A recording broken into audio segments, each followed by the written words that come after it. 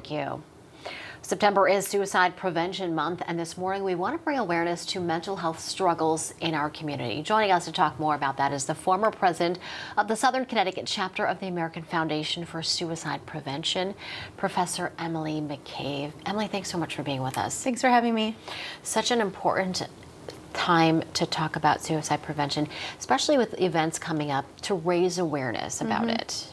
And we have one in particular coming up on October 6th, right? Right. Yeah, the American Foundation for Suicide Prevention hosts walks throughout the country, and there are several happening here in Connecticut. They're called Out of the Darkness walks. They're really to raise awareness as well as funds for suicide prevention. It's a way to build community, and for those of us who have lost someone to suicide to be able to get support. There's one happening in Hamden on October 6th, but you can also go on to www.afsp.org, and you can find a walk near you, and you can register and be a part of this important event. And you've helped organize the last 3 walks there in Hamden, raising over $100,000. Yeah, it's really about getting out the word, doing a lot of education about why this matters. It's really a community effort, a team effort. It's certainly not a one-woman job, but it's something that I feel really strongly about, and it's something that we've seen become, I think, more awareness in the community, thankfully, but there's still a lot more that we should be doing. Talk a little bit about your connection to suicide and the cause of suicide prevention.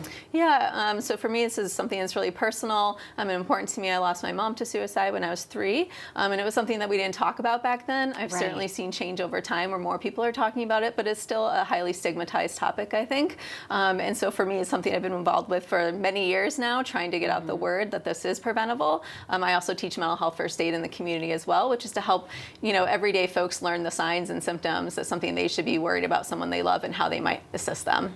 We hear a lot about mental health, and it's becoming more and more mainstream. We're talking a lot about it because the more we talk about it, the more people can address it and talk and know the warning signs and things like that. Do you think that you've seen some progress made? Absolutely. Obviously, you were hit with it at a very young age.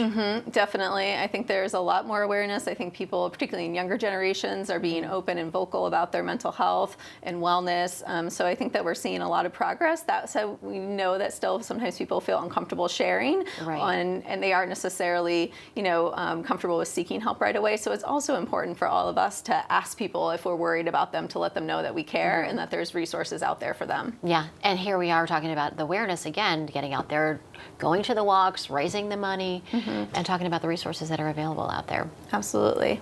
And then quickly before we go, talk a little bit more about what other people can do on a day-to-day basis. We hear a lot about it as like, ask people if they're okay, but that really does go such a long way. Yeah, absolutely. I think it really does. I think a lot of people are suffering in silence, and they're really just looking for someone to recognize their pain and to ask and let them know that they see them and that they're concerned, that there's help available.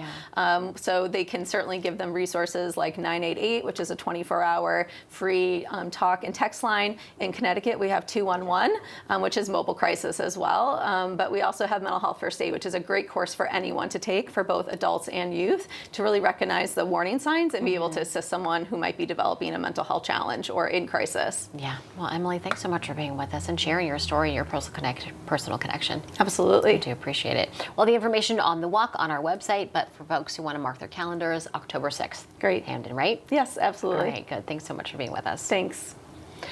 All right.